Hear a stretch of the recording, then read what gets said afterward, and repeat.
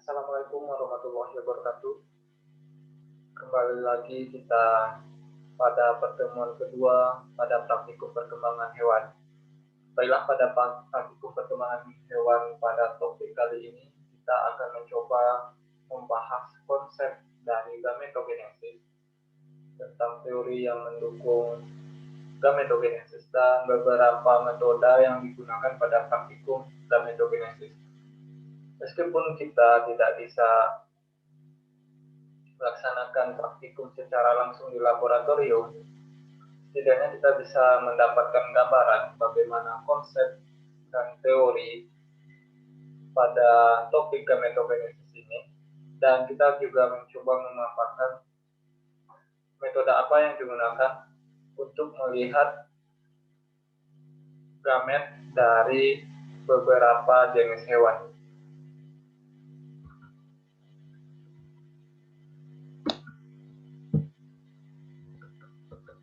Baik, gametogenesis adalah proses perubahan dari sel benih menjadi gamet, dan di mana tahapan-tahapan gametogenesis tersebut ada 4 tahapan utama yang menjadi inti dari proses gametogenesis tersebut.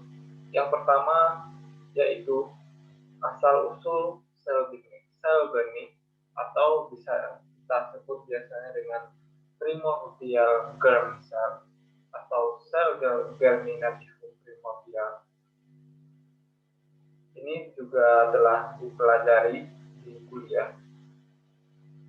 Dan bagaimana asal-usul sel benih ini bermigrasi ke bakal gonad dari suatu individu. Lalu tahapan kedua adalah proliferasi sel benih tersebut dengan cara mitosis, yaitu dengan cara memperbanyak diri melalui proses mekanisme mitosis, dan lalu ada penyusutan jumlah kromosom dengan cara meiosis. Tahapan terakhir adalah proses maturasi gamet dengan cara melakukan diferensiasi atau proses pembentukan pematangan gamet. Pada hewan jantan itu adalah sperma, dan pada betina itu adalah ovum. Yang pertama yang harus kita ketahui dari primordial germ cell. Primordial germ cell ini adalah sel yang sangat unik yang ada pada makhluk hidup, di mana ia tidak seperti sel-sel somatis yang lain, yang mana sel-sel somatis hanya bisa membelah diri, tapi mereka tidak bisa mengurangi jumlah kromosom dari selnya, atau mereka sel-sel somatis yang lain itu tidak bisa membelah secara meiosis. Sedangkan primordial germ cell itu sel-sel yang bisa membelah melalui mekanisme tertentu dan juga bisa menjadi gamet, dan jika terjadi fertilisasi, sel-sel ini nanti akan menjadi individu baru. Pada beberapa kelas, primordial germ cell ini ditemukan di beberapa tempat yang berbeda tergantung dari taksa masing-masing. Sedangkan pada mamalia, unggas, atau pada taksa Apes itu ditemukan berasal dari epiblast, yaitu dua lapisan bakal embrio, dan ini juga epiblast juga telah dipelajari di kuliah sebelumnya. Dan pada mamalia, pada beberapa minggu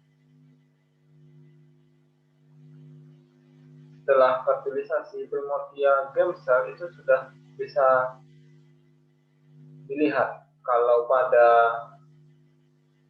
kata atau pada amfibia, primordial germ cell itu sudah bisa dilihat ketika setelah terjadinya fase Gray-Krisen dan lain Gray-Krisen.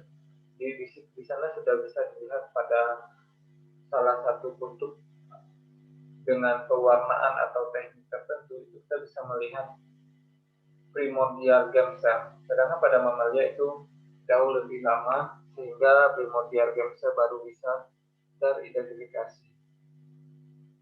Pada mamalia, PGC ini kita singkat dengan PGC biar lebih mudah. Jadi dia ditemukan berasal dari amphiblast. Sampai saat sekarang ada beberapa teori yang mengatakan asal usul dari primordial germ cell ini. Namun pada mamalia secara umum nanti dia ditemukan di belakang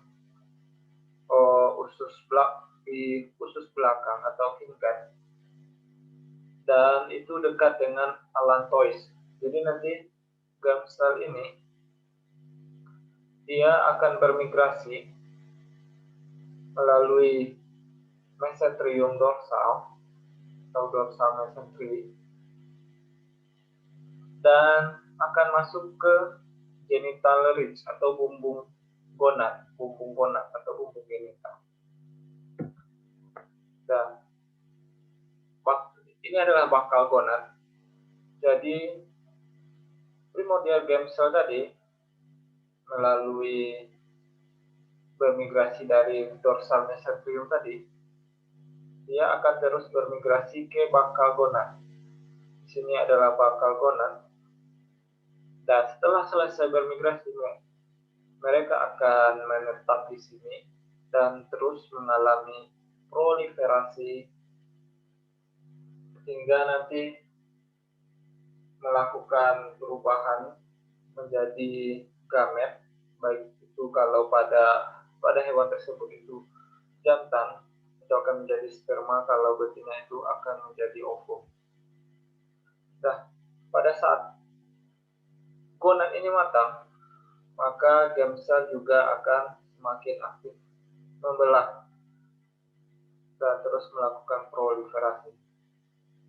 Nah, jika germ cell ini tidak berjalan atau tidak bermigrasi ke arah yang seharusnya, di mana mereka keluar jalur dari jalur yang seharusnya, misalkan dia bisa pergi melalui usus, nanti bisa pergi ke arah anus, bisa pergi ke arah mulut, sehingga apa yang terjadi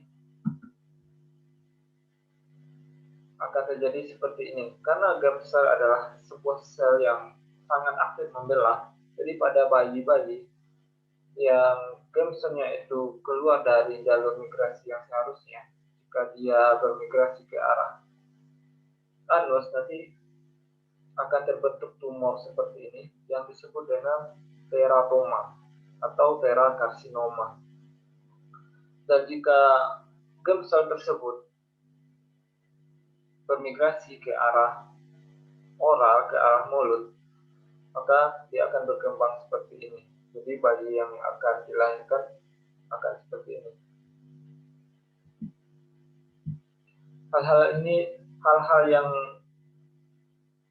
seperti ini sangat mungkin terjadi karena proses induksi kimia yang mengarahkan atau yang menginduksi germ cell untuk bermigrasi itu dipengaruhi oleh zat-zat kimia lainnya atau zat-zat kimia teratogen yang menyebabkan migrasi dari germ cell itu tidak berada di jalur yang seharusnya.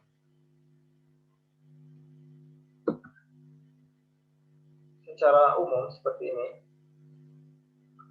proses yang terjadi pada gametogenesis. Ketika sperma membuahi ovum, akan terbentuk zigot. Zigot itu telah membawa dua macam sel, atau zigot itu sudah punya dua bakal sel nanti yang akan berkembang, yaitu stem cell dan ada somatic cell atau sel somatik, sel-sel somatik. Nah, bakal-bakal sel somatik ini akan terus berkembang, berproliferasi menjadi banyak, atau nanti akan menjadi organ, menjadi individu baru, dan menjadi baik itu menjadi tubuh, menjadi alat gerak, organ-organ dalam. Sedangkan di stem cell nanti akan berkembang menjadi primordial germ cell. Ini sel benih. Primordial germ cell ini nanti akan bermigrasi ke gonad, dan selama janin berada di dalam kandungan atau selama proses kehamilan, gonad ini akan berkembang. Dan pada jantan itu nanti akan terjadi proses proliferasi, yaitu mereka memasuki tahapan mitosis, membelah diri mereka semakin banyak. Lalu untuk mengerucutkan kromosom itu terjadi pembelahan meiosis 1, meiosis 2, dan sedangkan pada jantan itu nanti akan terjadi proses yang disebut dengan spermiogenesis atau proses pematangan, di mana proses perubahan bentuk sperma menjadi seperti ini, dan hasil-hasilnya adalah gamet.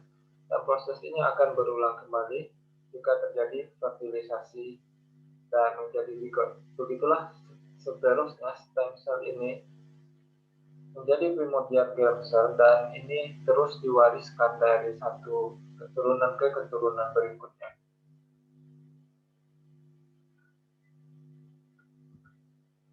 Dan kita proses perubahan sel-sel benih atau germ cell tadi menjadi ovum itu disebut dengan oogenesis. Di sana bagaimana telah kita jelaskan sebelumnya, di mana sebelum kelahiran itu sel-sel germ cell tadi itu telah melakukan proliferasi dengan membelah diri melalui proses mitosis, dan ini adalah oogonia. Primordial germ cell setelah gonadnya terbentuk, maka akan terbentuklah oogonia. Lalu oogonia melakukan proliferasi terus-menerus hingga menjadi oosit primer. Dan pada oogonia ini masih ada folikel primordialnya, dan karena dia melakukan proses mitosis maka tidak ada perubahan pada folikel.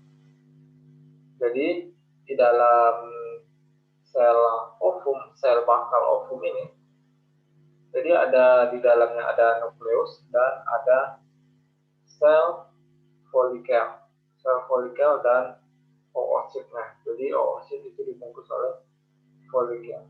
Seperti ini tampilan histologisnya. Dan keunikannya pada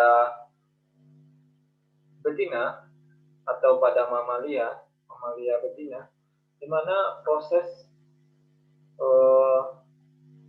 terhenti sampai ke oosit primer. Setelah kelahiran itu akan berhenti, dan proses ini jadi di dalam ovarium tersebut, di dalam ovarium tersebut itu sudah ada sekitar jutaan germ cell-nya. Dan germ cell itu nanti ada beberapa yang sebagian nanti akan menjadi oogonia, dan oogonia itu terus berkembang menjadi oosit primer. Dan berhenti setelah kelahiran itu nanti proses ini berhenti. Jadi ketika kelahiran itu pada kelahiran itu pada betina itu sudah berada pada tahap oosit primer.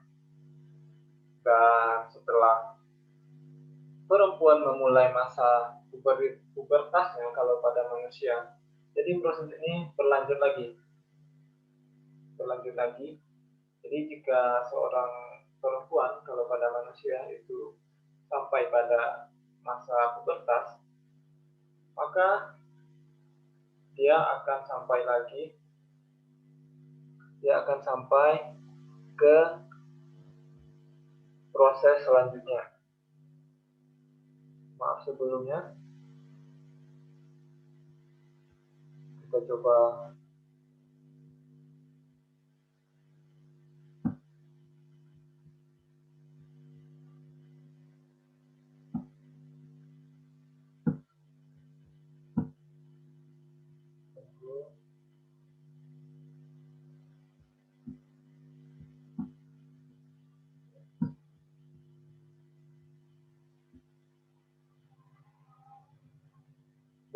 pada oosit primer tadi, setelah pubertas itu akan menjalani proses meiosis, di mana yang tadinya kromosomnya itu 2N itu akan dibagi dalam proses meiosis ini menjadi 1N atau berkromosom tunggal atau haploid, dari diploid menjadi haploid. Nah, oosit sekunder ini nanti akan menghasilkan body, cis polar body atau body polar atau badan polar. Dan oosit sekunder ini lalu akan lanjut lagi menjadi oosit sekunder, dan itu masih dalam tahapan meiosis 1, di mana pada fase ini ovum akan diovulasikan. Bisa kita lihat di gambar sebelahnya, ketika primer oosit ini setelah pubertas itu nanti akan terbentuk sel-sel granulosa, dan proses meiosis 1 berjalan, lalu terbentuk zona pellucida, dan nanti akan ada juga notifika folikuli yang juga telah dipelajari di kuliah. Nah, jika ovum nanti diovulasikan, maka sel folikel ini nanti akan mengeluarkan sel ovum yang berada di dalamnya, dan sel-sel folikel ini nanti akan menjadi corpus luteum. Nah, jadi jika ovum ini tidak difertilisasi oleh sperma, maka dia akan mati, dan akan lalu dimulailah siklus selanjutnya.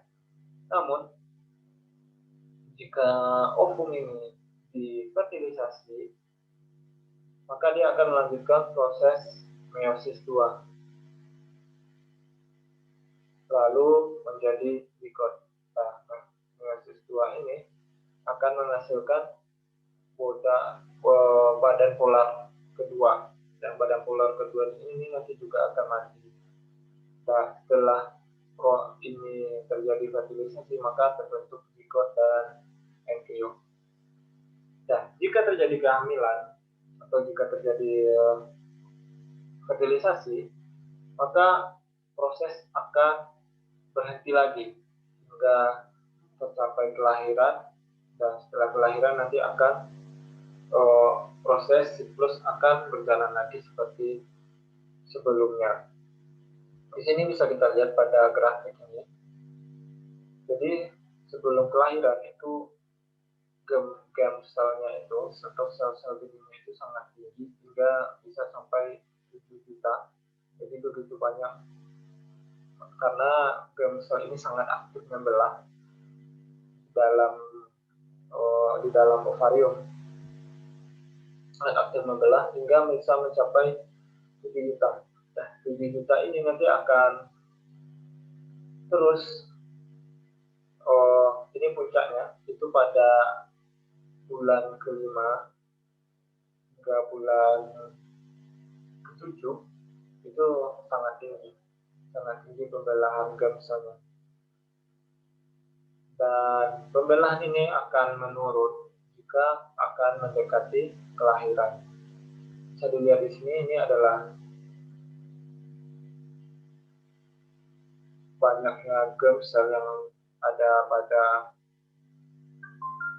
pada suatu individu sebelum kelahiran, sebelum pubertas. Dan setelah pubertas, sel-sel folikel, sel-sel yang siap menjadi ovum ini melalui proses oogenesis itu nanti akan terus berkurang hingga masuki fase menopause atau dia tidak memproduksi sel ovum lagi. Ini adalah proses oogenesis pada hewan betina. Selanjutnya kita masuk ke proses spermatogenesis, yaitu proses di mana pembentukan sel benih itu menjadi sperma.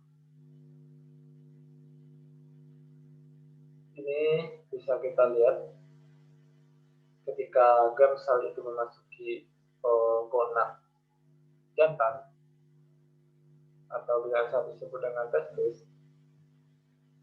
Nah, itu nanti akan sel-sel tersebut, sel-sel germ sel tadi nanti akan berubah menjadi spermatogonia gelap tipe A.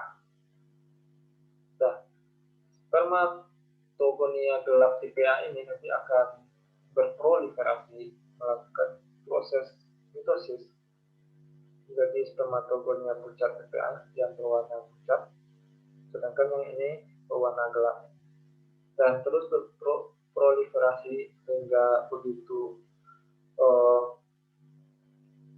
jumlahnya cukup. Dan selanjutnya spermatogonia yang pucat tipe A ini nanti akan tetap menjalani proses mitosis dan membentuk spermatogonia tipe B. Dan spermatogonia tipe B inilah yang nanti akan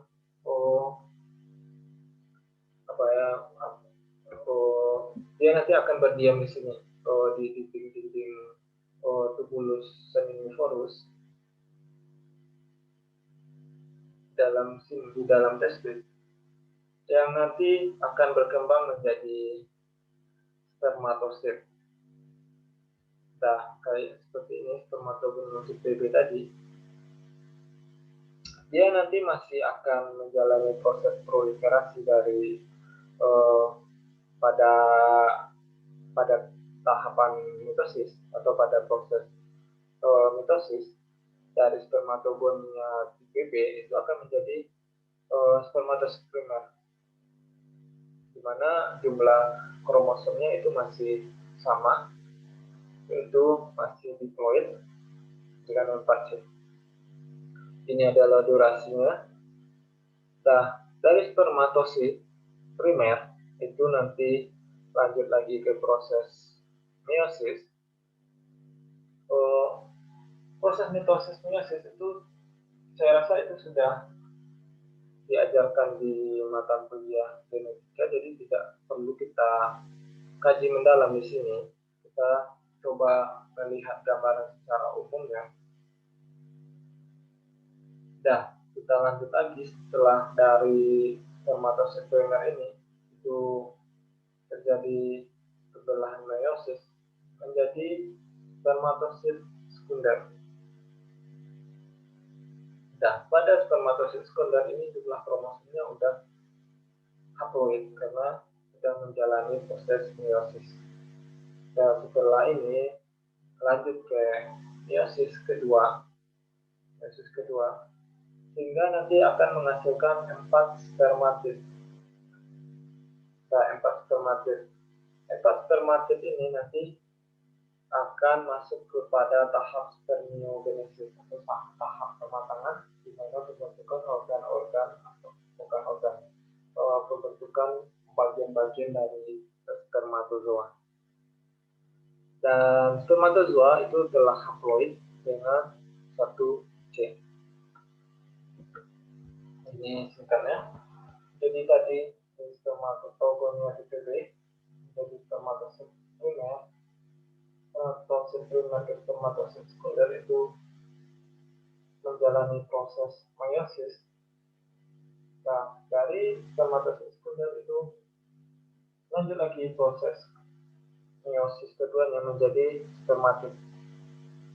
Nah, spermatid itu sudah mulai membentuk, bentuk-bentuk spermatozoa itu sudah dimulai di sini, namun spermatid ini nanti akan mengalami spermiogenesis, di mana penyempurnaan atau pematangan bentuk dari spermanya sehingga menjadi spermatozoa. Nah, spermatozoa ini nanti akan meninggalkan satu badan residual, di mana ini sisa-sisa sitoplasma dari spermatid tadi. Sehingga bisa kita lihat spermatozoa nanti spermatozoa nanti yang normal itu nanti akan sudah membuahi ovum sehingga terjadi fertilisasi. Nah, bedanya pada jantan dan betina, kalau pada jantan proses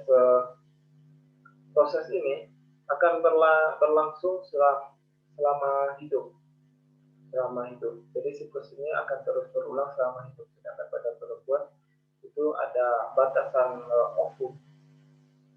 Kalau perkiraannya itu ada sekitar 400 ovum nanti yang akan diovulasikan. Hingga hewan betina itu nanti masuk ke fase menopause. Atau kalau pada manusia itu pada fase menopause ada sekitar 400 ovum yang akan diovulasikan.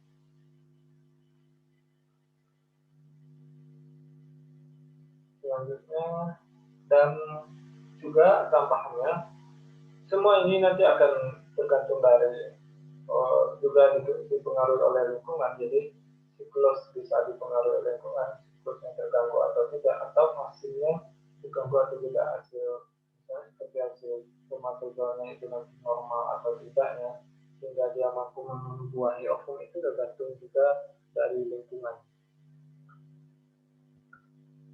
Selanjutnya, kalau kita lakukan praktikum di laboratorium, yang perlu kita lakukan yang pertama ya tentu kita membedah dan kita identifikasi. Kalau pada jantan kita harus perlu mengidentifikasi ini adalah tikus putih, tikus albino. Nah, kita perlu mengidentifikasi. Kalau pada jantan kita perlu mengidentifikasi testis di sini, karena nanti testis lah yang akan kita ambil untuk spermanya, untuk mengamati sperma. Sedangkan pada betina yang perlu kita identifikasi adalah ovarinya. Ini uterus dan ini ovari.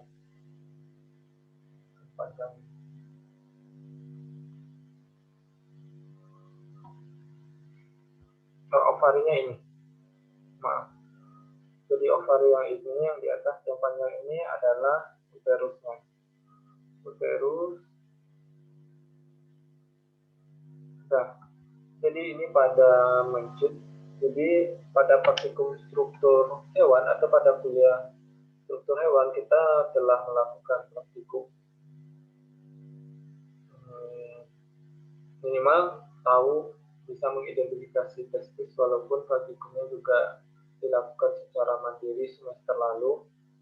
Minimal sudah tahu atau sudah bisa mengidentifikasi yang mana testis dan mana yang ovari. Jadi kalau kita ingin mengamati spermatozoa, kita perlu mengambil testis jantan ini. Nanti testis ini akan kita cacah hingga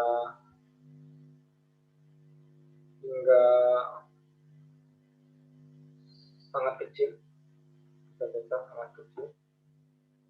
dan sebelum dicacah itu diberi larutan fisiologis terlebih dahulu agar nanti kalau ada spermatozoanya yang telah matang, itu dia masih tetap bertahan hidup hingga kita amati. Dan kalau secara teorinya di sini memang ada nanti spermatozoa di dalam epididymisnya.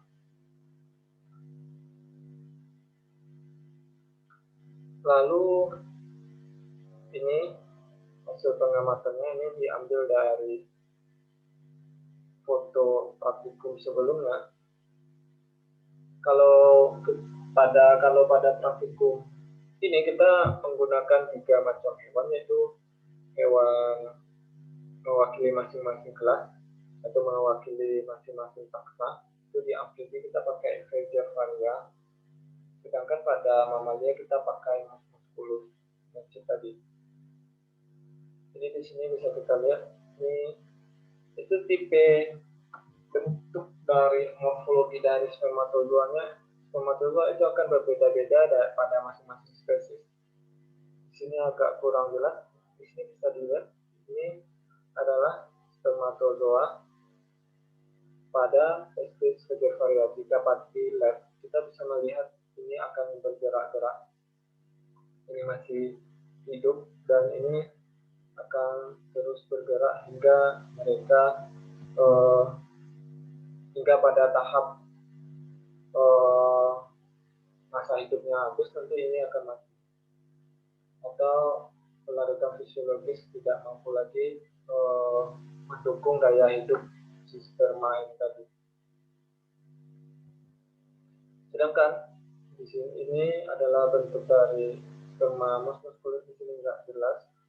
Itu nanti bisa dicoba baca di beberapa buku atau di beberapa jurnal, itu akan banyak membahas tentang tipe-tipe atau morfologi dari berbagai spesies atau berbagai taxa dari hewan jenis falanga. Jadi kalau pada ovari itu kita hanya mengamati morfologi dari ovarinya saja dan kita deskripsikan masing-masing. Seperti itulah praktikum kalau kita lakukan di lab secara langsung, namun karena pandemi kita tidak bisa melakukannya. Jadi kita bisa mencoba mengeksplorasi bagaimana proses pengamatan sperma menciptakan kata ini dan juga falana. Itu mungkin ada beberapa video, nanti akan saya tambahkan di depan kerja yang bisa diakses oleh praktikan semua. Jadi demikian saja demikian pemaparan teori dari praktikum dan metode kita. Jika ada pertanyaan, nanti silakan ditulis di kolom komentar saja atau dikirimkan secara kolektif di WA. Nanti kita akan bahas secara bersama-sama pada saat review. Saya Robi Janata, saya tutup. Assalamualaikum warahmatullahi wabarakatuh.